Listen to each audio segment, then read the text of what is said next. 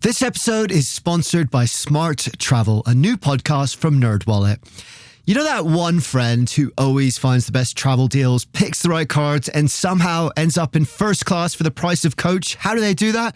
Well, Smart Travel is like that friend, but in podcast form.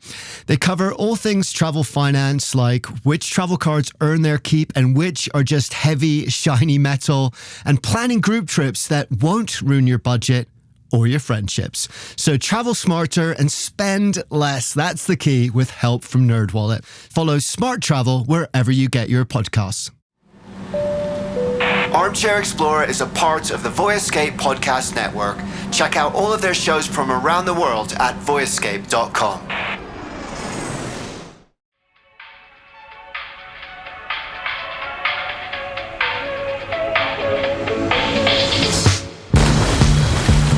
G'day and good on ya for joining Armchair Explorer. My name's Aaron Miller. I'm a travel journo and your host, and today we're back with another ripper of what we call our Discover Guides, or deep dives into destinations.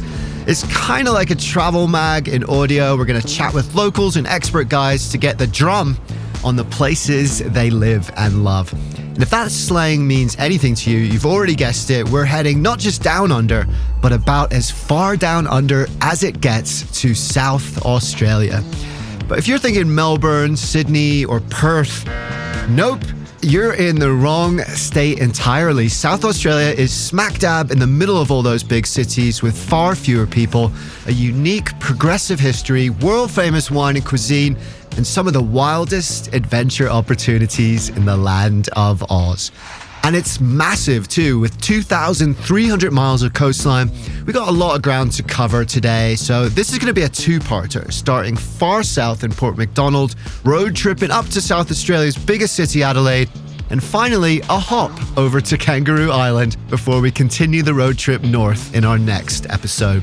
So fair dinkum, no worries, it's time to hit the frog and toad. And don't worry, I'm going to stop doing Aussie slang straight after this, because we're off to the Limestone Coast.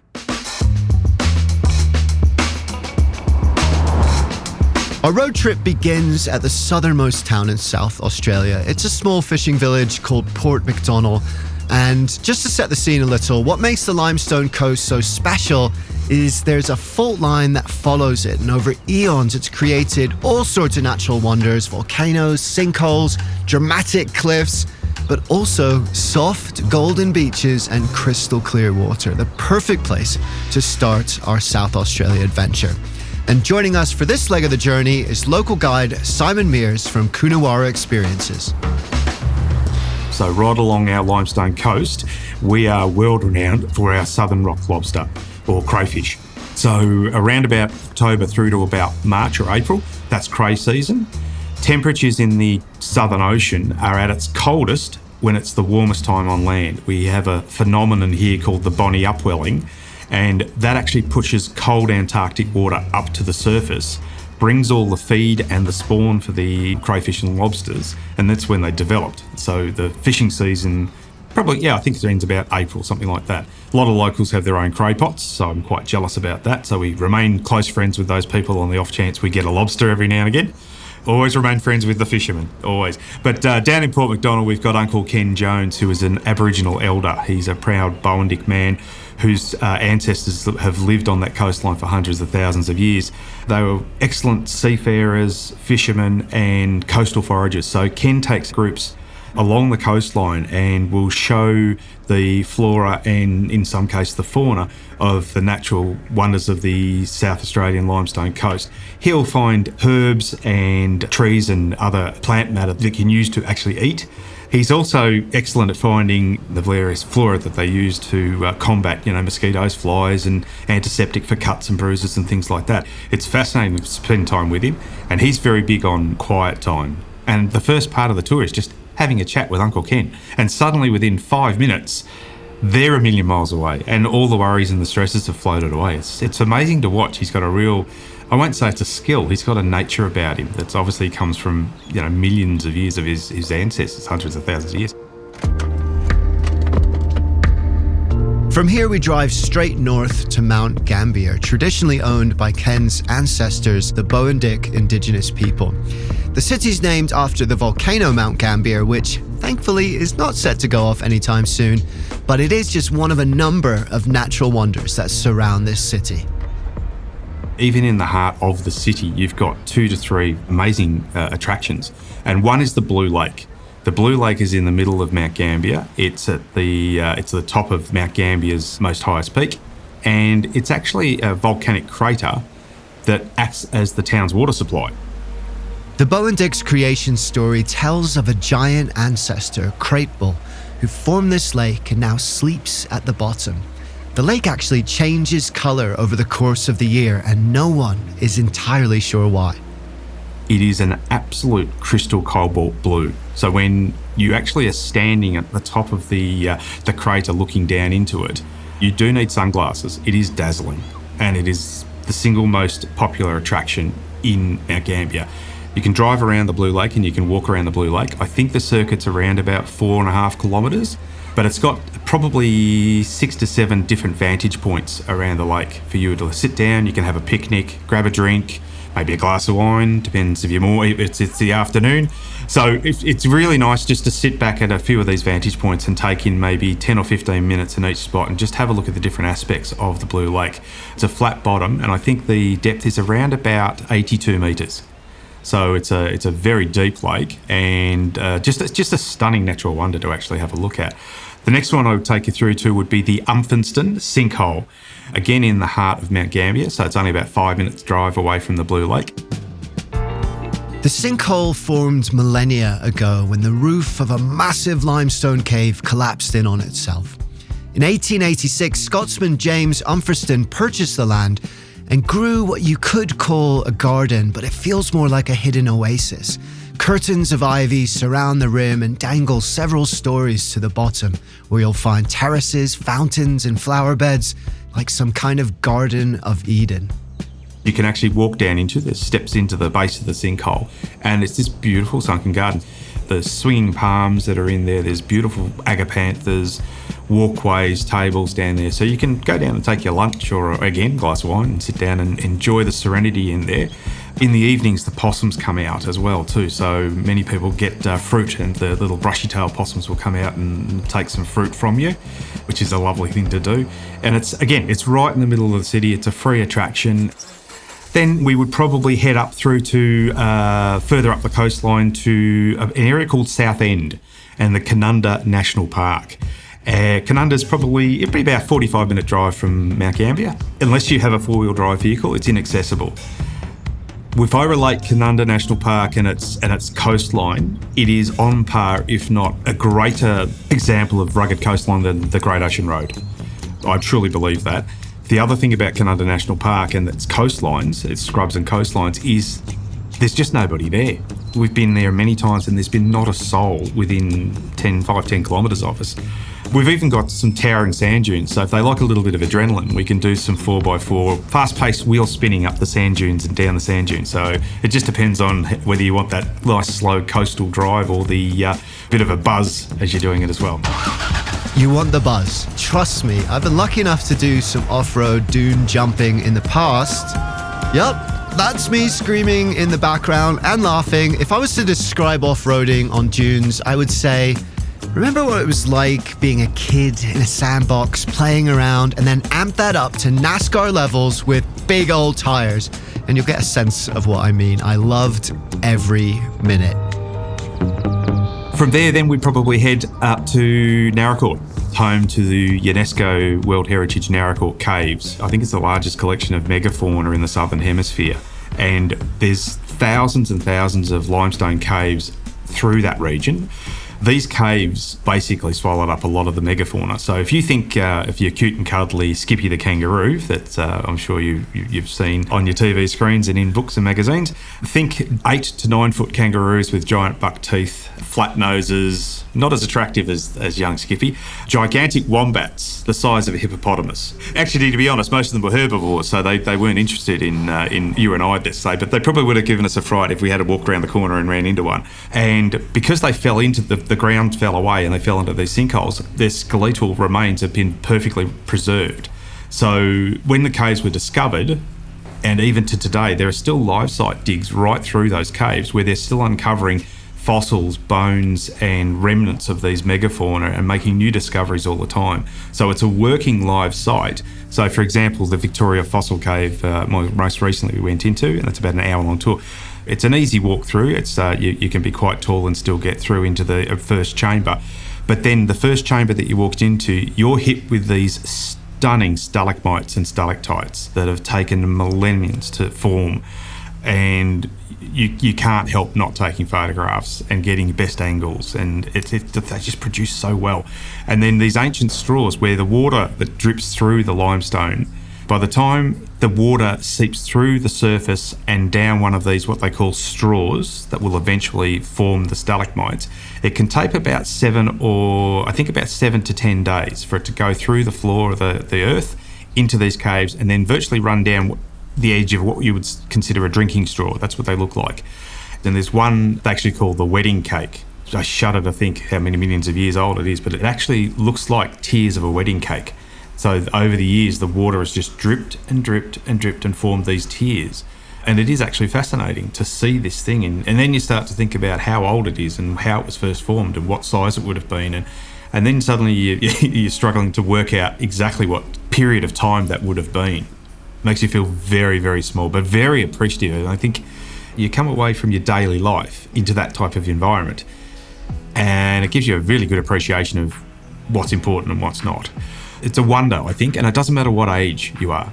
It's a wow. I think that's it. You walk in, you go, wow. Thank you, Simon. What an awesome guy to go traveling with, by the way. And you actually can. Coonawarra Tours is the name of his company. I'll have details for how to connect with him in the show notes. And that's the thing. We've designed this episode as a road trip, so you can do literally everything we talk about on this episode. And we are just getting started. Next stop is Adelaide, the capital of South Australia. And before we get there, just a little bit of history. Adelaide was supposed to be called Williamstown or Williamsburg after King William IV, ruler of the British Empire, when Australia was colonised in 1836. But a really odd move for the time, he instead named the city after his wife, Queen Adelaide. Maybe he was short on a Valentine's gift, who knows? That's lost to history. In any case, the king got a road named after him and the capital became the first city in Australia named after a woman. And that is what South Australia is all about. It's always been ahead of its time. It was the only state with freedom of religion right from the start.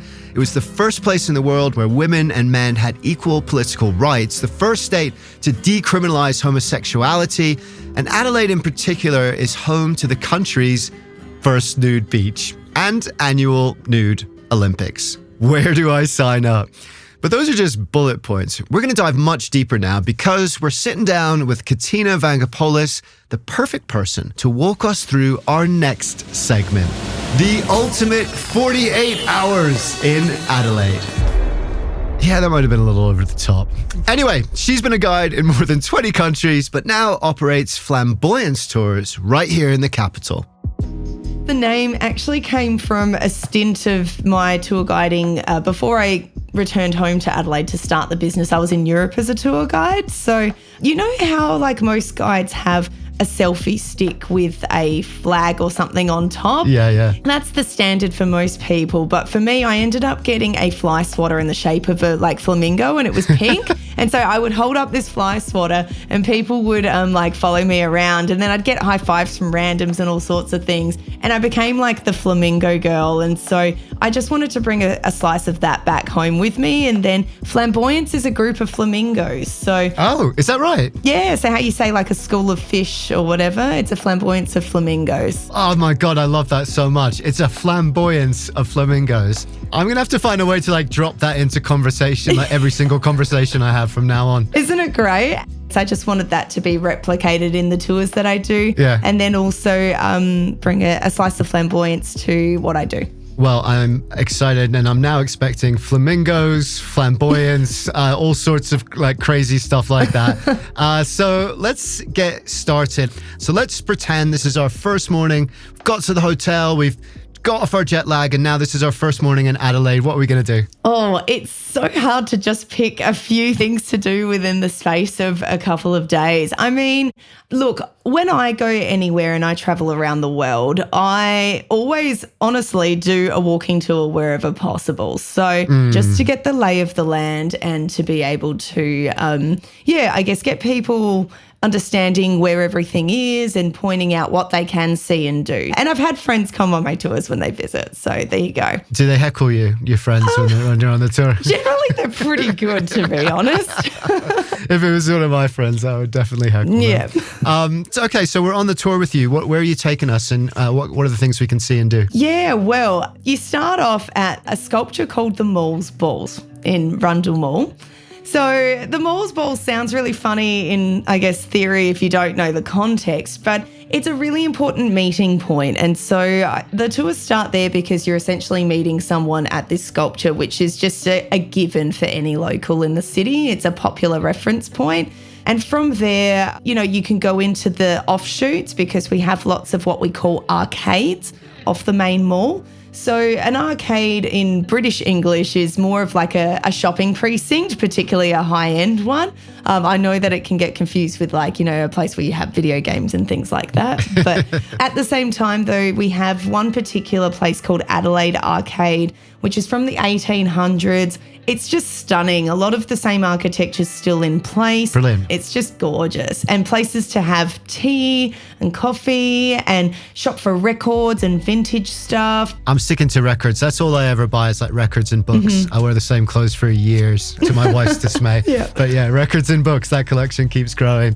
And you know what? I love walking tours as well. And I don't know what it is about them, but kind of seeing somewhere at the pace of your own 2 feet is just such a cool way to see a city, isn't it? Yeah, absolutely. I mean, Adelaide's a very flat city and it's just easy to walk around because things are in a close proximity as well. You're not walking far to get to any of our major attractions, and we have free public transport within the city itself. We have some free tram lines, we have a free bus loop, so there's heaps of options to actually get around. Okay, good tip. All right, we've had our first stop on your walking tour. Where's next? I definitely recommend going to the cultural precinct. So I would definitely spend a whole afternoon as a minimum going through the likes of the Art Gallery, Museum and the State Library, and they're all next to each other. The State Library is considered one of the world's most beautiful libraries. It was built in the 1880s. It looks like something out of Harry Potter, so still a little bit of a hidden gem. So this is where I'm going to go to write my great novel I've been talking about for 20 years that I've never written, right? So one day I'm going to the Adelaide State Library. That sounds like the perfect place to do it. Absolutely. Oh, yes. I think any writer could be inspired in there. Absolutely. Yeah. It's got the right ambience. It's got the right vibe. Great stuff. Yeah. And then the Art Gallery has a lot of both paid and just free exhibits. I will say it's free entry to all of these things, the gallery, museum and library. And the gallery has a lot of contemporary Australian art, a lot of Aboriginal art in its collection as well. And the museum actually has the largest Aboriginal wing in Australia. So in terms of learning more about Aboriginal culture, if you're not getting out to places in the Outback, our museum is actually a really good place to start. Yeah, that's a great tip. I really love Aboriginal art. I'm no expert. I've only seen bits and pieces of it, but I love the style. So that would be a great stop. Yeah, perfect. Yeah, I was going to say Aboriginal art is quite pronounced in South Australia because we have a lot of artists that come out of the top of South Australia, which we're talking in the desert, like 9 hours drive from Adelaide. So yeah, definitely something that at least you can see in the city and get a good appreciation for. Okay. Brilliant. Is there more of the walking tour or are we going for lunch? What are we doing? Okay. Well, that particular welcome tour that I mentioned actually finishes outside the Adelaide Central Market. So you can get there for a mid-morning snack. You can definitely go there for lunch.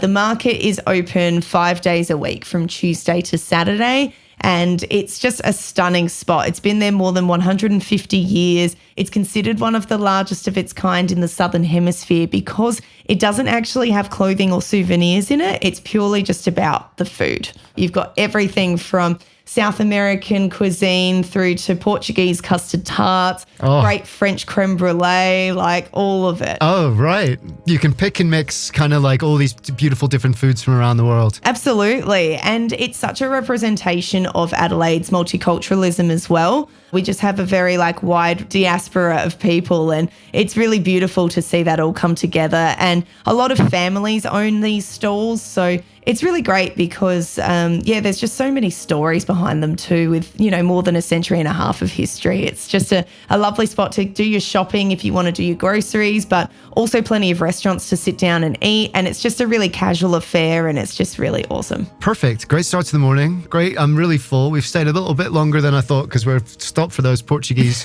cream tarts, creme brulees. Oh, all of the stuff is amazing. I tell you what, it would rival what you'd find in Europe. Honestly, it's just beautiful. All right, what's next? What are we going to do in our first afternoon? All right, so I would actually say if we had flipped the switch and we'd gone through the tour to the market, then gone back and done, say, the art gallery, museum, etc., further down from the museum, gallery, library, you actually have the botanic gardens. So this is a really beautiful way to spend, a couple of hours wandering around, seeing both native trees and introduced plants. They have a beautiful glass house. And then there's also next door to that, the National Wine Centre. Oh, so got my attention. We get started on the wine journey.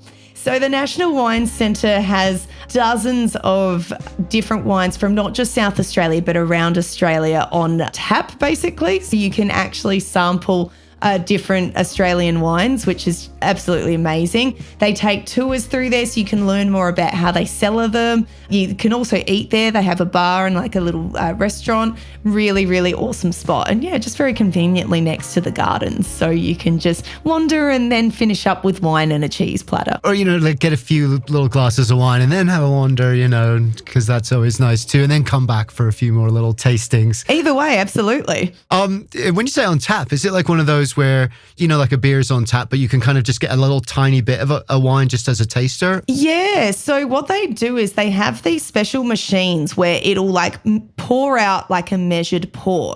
For a certain fee, you can go around and pick 3 or 4, and it's basically like tastings. Oh, that sounds so much fun. Yeah. I love that. It's a wonderful spot. That's our night out then. That's where we're going to go for our night out. Yep. And so, we talked about wine bars, but obviously there's other bars and things like that too. And I've kind of looked into it a bit. It seems like you've got some really, really cool stuff there. Yes. Oh, the bar scene's fantastic. We have 2 main areas, which conveniently are called the East End, near where the wine centre was, and the West End. So literally because they're on the eastern and western side of the city centre respectively. When we talk about a lot of cuisine, a lot of it's a mishmash of different fusions, whether it's Asian fusion of different sort of Asian cuisines, or what we call modern Australian, which is a lot of steaks and things like that. We have so many amazing local producers that, are really utilised by these restaurants where we try and support local products and produce whenever we can. Perfect. I love that. So how are you going to top that then? Because that was just the perfect first day. So what are we doing tomorrow? Day 2. All right. Well, depending on the weather, if it's in the summertime, I definitely recommend a visit towards the coast. You can get out there either by car or by public transport. We do have our tram line that goes all the way to Glenelg Beach, which is our, biggest beach in terms of shops, restaurants, etc. Yeah, really easy to get down there. It takes about 45 minutes on the tram from the city. Otherwise, it's a half-hour drive. You mentioned one beach there, but there's a few different beaches, right? What are the different characters for each, or what are some of your favourites? Okay, well, Glenelg is the busy one. It's the family-friendly, the one that everyone can go to and just know you can get plenty of options for food, ice creams, everything that you would expect from a beach. Then further up, you've got Henley Beach, which is where all the cool kids go. So Henley is a lot smaller in terms of the shops and restaurants around, but the water's just as nice. The sunsets are just as beautiful because we have the sunsets that go over the horizon and the water because it's west facing. So, and then if you go further like north or south, you get to where like the surf is, and so it's slightly sort of bigger waves and things. But yeah, further down south in particular, I think we have some really beautiful beaches, but that's if you've got a car to hire and going around. While we're in our car, and that sounds great as well. Like I always like a day on the beach in the ocean and just kind of chilling, and that, especially after a long flight, that's just perfect. But while we're out in the car, you mentioned the Adelaide Hills. Is that another place we should check out? Absolutely. The Adelaide Hills are just a stunning region and so close to the city itself. The main spot within the Adelaide Hills that most will go and visit or have at least heard of by the time they're here is a German settlement called Harndorf. And Harndorf was actually settled by Prussian Germans back in the early days of original settlement by the British. So it still has a lot of German influence today. On the main street, you can get everything at the pubs from meter-long hot dogs to pork knuckle. We're talking proper Bavarian-style food, and it's absolutely sensational. Nice. I swear the last time I had a pork knuckle out there, I had to take half of it home. I think it lasted me 3 days. It was just that much food. It was great.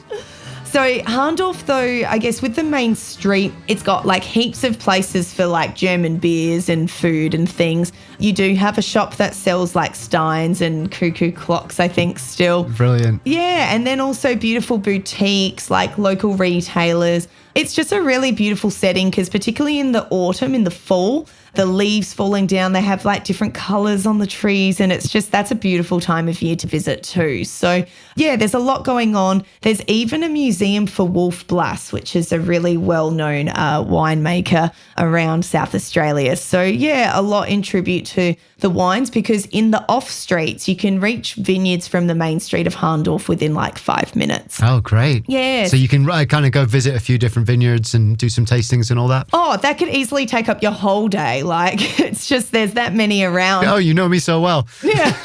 Oh, it's beautiful. And we're not short of the amount of wineries either because there's dozens of them in all of the key regions. We've kind of done quite a couple of amazing days, but one that I really want to check out is the roof climb whilst watching a game of Aussie rules football. Is that actually a thing? Yes, that is absolutely a thing. I'm yet to do the roof climb, to be honest. It's something that's been on my bucket list for a long time and I still haven't got around to it because that's what happens when you live in a place, right? Yeah, of course. But yes, watching it, I've been to a football match, as we call it football, Aussie rules footy. Yes, I've been there and I've seen the people on the roof climb. So it's definitely a thing and it would be the best seat in the house. Absolutely. Yeah. So how would you describe that then? Because you're almost like hiking up the outside of the stadium. Yeah, to my understanding, they have you on harnesses and you go sort of up and they kind of have a platform where they then make sure that you're securely like tightened to. And then from there, you've literally got a bird's eye view of the entire oval, which seats about close to 54,000. And during a football match, when you've got all these screaming fans, it would be the absolute best seat in the house. By the way, for people listening, Aussie rules football is nothing like American football or European football. It's like this weird mix of like rugby, ultimate frisbee and MMA. Sure. I think I would say something. There's definitely a lot of violence involved and bouncing of balls. There's some basketball in there. I've never heard that combination describing Australian rules before. That's fabulous and kind of accurate. Yeah. But it's a brilliant game, I will say. If no one's ever watched it, please. Yeah. There are like tutorials just to understand the rules on YouTube. Go and find out. What an Aussie thing to do as well. Like if you can time your visit to something like that, like that's a real proper experience. So yeah, great start. Yeah. If you're continuing through the hills, you can also go through beautiful towns like Stirling, where there's a beautiful spot called Red Cacao. It's a like chocolatier and they do like beautiful like waffles and you can buy chocolate and things like that. But then also the pubs around there are all great. And Mount Lofty is the best lookout point. If you did want views of the entire city, Mount Lofty's not far from there. That's our highest peak. And on a clear day, you can see everything. And it's just a really cool spot to just kind of have an overview of where you've been visiting. Perfect. Well, this has been incredible. Thank you so much for coming on the show. Really appreciate it. And thanks also for introducing me to the word flamboyance. of flamingos, because I intend to use that at every opportunity. You're welcome, and thank you so much. This has been great. So that's our ultimate... No, I'm not going to do it again. That's our ultimate 48 hours in Adelaide. So many great shouts from Katina. Thanks for those. And now time for our last stop. And that's just a quick hop across the Gulf by ferry to the aptly named Kangaroo Island, where, as you'd expect, there's more roos than people, and it's not even close. 13-1. And that's not all. They say that if the HMS Beagle had landed here first, Darwin never would have made it to the Galapagos. The island is full of plants and animals found nowhere else on Earth, but unlike the Galapagos, it's incredibly accessible, and we've got a beautiful audio collage of sorts where our guide Craig Wickham from Exceptional Kangaroo Islands is going to take us on a journey all around the island. But first, I just want to give you a sense of Craig, because this moment from our interview is just too good not to share.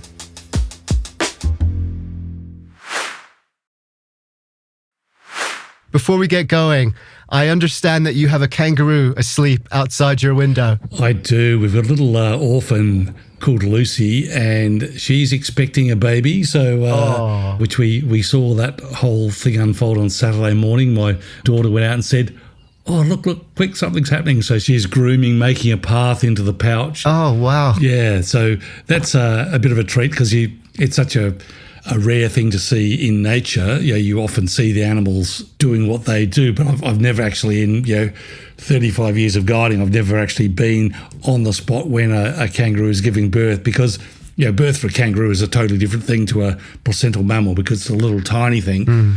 So she's been with us now since July, and she's gone from 3 kilos, so that's about 7 pounds, and she's now about 30 kilos. So wow.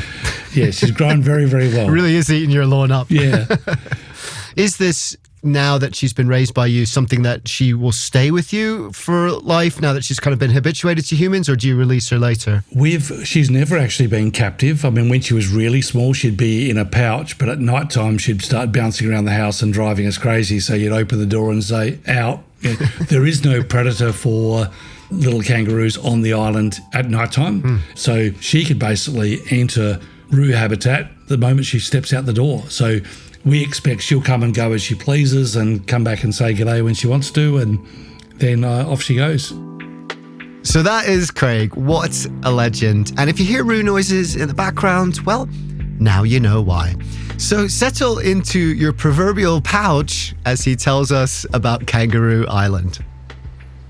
1/3 of the island is national park or conservation park, so there's a lot of land dedicated to nature.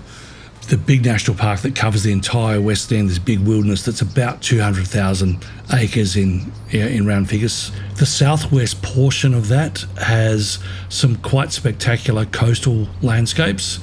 North coast is beautiful beaches. That's the protected side. You'll sometimes get some swell and surf around there, but often that's really nice swimming beaches, a little more protected. South coast can be far more exposed, and the produce side, the community, probably a good 60-70% would be up in the northeast side of the island. So that's protected side, that's closest to the mainland. It's where a lot of our infrastructure is with most of the settlements.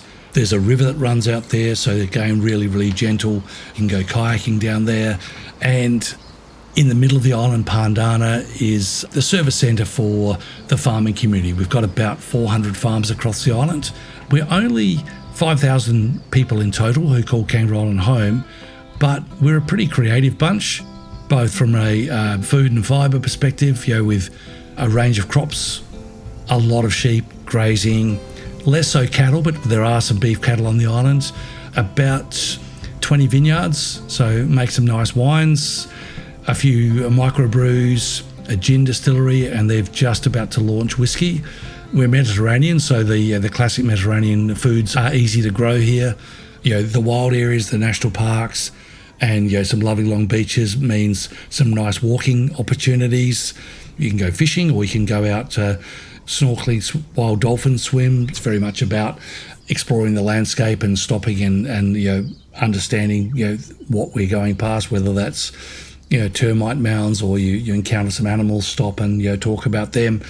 Like kangaroos, wallabies, koalas, sea lions, the echidna. Now, the echidna is probably one of the least known Australian animals of our larger animals. People see it and they go, is that a porcupine? Is that a hedgehog? And I'm more related to either porcupines or hedgehogs than the echidna, because the echidna is an egg-laying mammal. And they've been around for 120, 130 million years. So they're an extraordinarily ancient mammal, but they're quite solitary and they've got amazing sensory ability. They can sense vibration through the ground.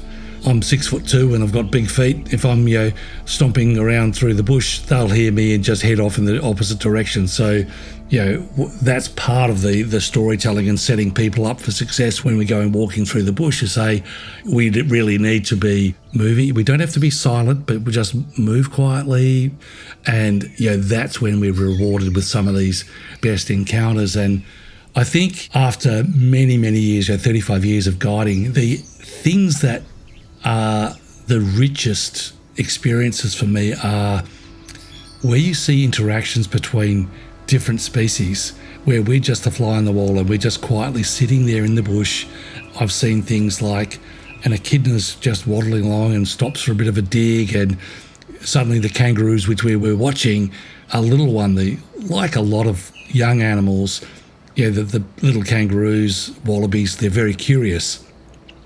So, you see this little Joey just sneaking closer and closer. His ears are forward, he's watching, getting closer to this echidna that up until now is completely oblivious to the Joey. The Joey comes up and sniffs this very, very spiny little ball of muscle with these long, long spines. The echidna in a defensive move will just flinch a bit, and suddenly the little Joey gets a spike in the nose and then jumps, and the echidna then reacts to the thump of the kangaroo bouncing, and that then digs in and they go in different directions, and it's just hilarious. So those sorts of encounters are gold, and for us just to be able to sit quietly, and I think we're always rewarded when you spend time. If you rush around, what's next, you just don't see stuff. So it's about, nature rewards patience, I think. So I really like just being able to sit down, relax, listen to the birds, just tune into what's around us. Humans are very visual, except for when you're kids. When you little toddlers, they'll eat stuff, they'll touch everything, they really want a whole body immersion in the space. And I think that's one of the fun things that we can do as far as guides interpreting, the environment, is try to find ways to release that inner child and get people to use all their senses to, close their eyes and listen and smell. And, there's some beautiful spicy smells in the bush, the eucalyptus, the dried leaves, and you're walking through, you've got to make sure you're not treading on dry sticks and crack, make noise and scare everybody away. That's the thing that keeps it all fresh for me, I think, as a guide after such a long time of effectively sharing my backyard. Talking about learning how to relax, there's a degree of predictability with koalas in terms of where we're going to find them and often what they're going to be doing. They sleep 19 hours a day, right? So they're a really good example to say, listen, guys, don't work so hard. Look at these fellas. They're sleeping 19 hours a day and spend much of their waking time awake but resting. Sometimes we get a surprise with, you might find one on the ground crossing. They can move tree to tree like a monkey, like leap across, but they're not particularly agile. Often it's a quiet backwards walk down the tree, walk across the ground, then back up again. They're sort of like a inverse thermometer. As it gets hotter, the koalas get lower and lower down the tree because they want to be down on the big part of the trunk, and they'll be hanging onto it where there's lovely cool sap on the shady side of the tree. So when it's cold, they're higher in the tree and they're a little ball, and when it's hot, they're a starfish. They're just draped out over the branches and they're down much, much lower.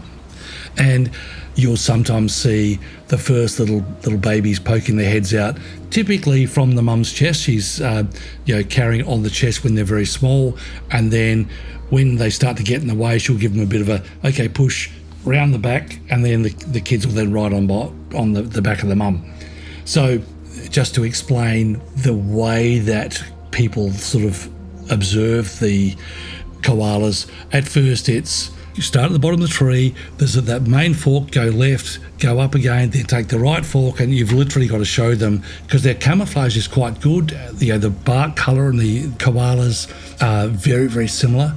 But then once people get their eyes in, they know where to see them, and we'll say, okay, look at this next valley, right sort of trees for koalas again, and stop, I saw one, back up. So people then discover their own koala. So rather than the view, I think, of a guide as hero who knows where to find everything, that's very dated. It's much nicer for us to say our job is to give you the skills to find the stuff on your own, to really learn and start to read the patterns of the landscape. So that's again something which we take a lot of pride in as guides, of just giving people the keys to the kingdom so they know where to find all these critters. I think this is something that we're all going to hear more about into the future, because there's a whole body of work that looks at the therapeutic role of nature, and the antithesis of screen time is green time. We often choose to spend our often limited vacation time in natural places, wild places, and by a lake, by a river, or the ocean, just that rejuvenative element. So if you can do that and spend some time watching some cool critters, that's a nice thing to do. And then the only layer that we add on top of that is some nice hospitality. So our brand promise is, as a business, is good food, good wine, wildlife in the wild. You've got to eat somewhere, so let's eat somewhere cool. Just let be out in the bush, have a picnic, a barbecue under a canopy, break for morning tea on a cliff top, looking out over the ocean with massive seas rolling in from Antarctica, thousands of kilometres away. That's all part of the experience that we try to offer people on a daily basis. It's a really nice way just to start to decompress, start to connect, and start to leave the everyday behind. Our job really is to disconnect from the artificial, the everyday, the pressure, and reconnect with the patterns of nature and the slow down to nature time. Now that's a time zone I'd love to be in, nature time. And that's the thing, South Australia, the impression I got from speaking to all these people, from going on this road trip, is the diversity of stuff you get to check out. You spend a week here, 10 days, you see everything from ancient fossils and amazing caves, to having some flamboyant times in Adelaide, to heading over to Kangaroo Island and getting that nature time, getting deep, getting quiet. And all of that combined is just such an amazing trip. So really excited for part 2. We've got tons coming up. We're going to be heading north to experience more nature time on the Eyre Peninsula with a guide called Lunch. That's his actual name. We're going to taste some of the best wine in the state and hear what pairs best with which adventure. And we're going to hear about a dream sleep retreat way out in the Outback. So thanks again to Down Under Endeavours for partnering with us on this episode. They are South Australia's experts. I've really loved working with them, and they helped us build this itinerary and connect with all these awesome people you heard from today. You can find out more and literally book this exact trip. That's the idea with these guides at downunderendeavours.com. You can also connect directly with today's guests if you search them up. Simon Mears from Coonawarra Experiences, Katina Vangopoulos with Flamboyance Tours in Adelaide, and our little Joey babysitter, Craig Wickham, with Exceptional Kangaroo Island. Thank you so much, guys. It's been awesome to hang out, and we're going to have all their details in the show notes. And in the meantime, remember to never stop exploring, because you guessed it, the more we look for wonder in the world, the more the wonder of the world becomes a part of who we are. Dare to be truly alive. This episode was produced by Armchair Productions, the audio experts for the travel industry. Find out more at armchair-productions.com. Jason Patton wrote and produced this episode along with me, your host, Aaron Miller. I'll see you next time.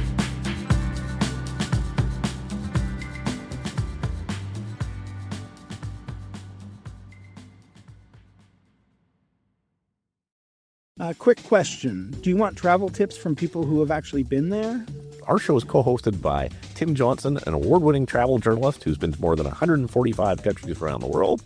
And I'm David Brody, the other co-host who's been travel podcasting for 20 years while traveling to 50-plus countries around the world. In about 10 or 20 minutes per show, we break down a destination with the kind of insight you usually only get from long guidebooks or hours of research. So if you want expert advice, zero fluff, and travel inspiration that you can actually use, search for Travel in 10 wherever you listen to podcasts, or you can also find us at boyescape.com. Hi, I'm Pauline Fromer, host of the Fromer's Travel Podcast. We post new episodes weekly, detailing the kinds of money-saving tips and cultural insights that will make your trips richer without making you significantly poorer. We do so by interviewing real travel experts like TV host Samantha Brown, Fromer's authors from around the globe, and such public figures as Free Solo's Alex Honnold. It's a fun travel party. I hope you can join us.